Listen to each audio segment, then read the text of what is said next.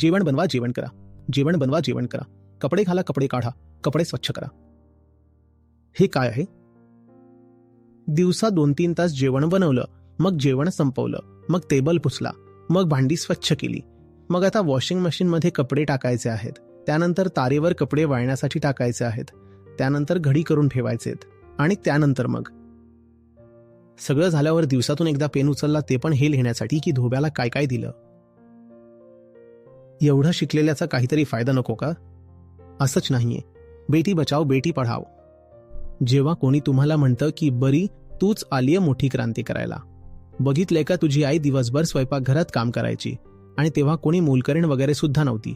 लोक हे पण म्हणतात आणि फार जुन्या गोष्टी पण सांगतात की जात्यावर पीठ सुद्धा स्वतःच दळायची आणि बघितलंच असेल किती खुश राहायची. ही गोष्ट अभिमानाची नाहीये. ही गोष्ट शब्द द्या, तुम्हीच सांगा.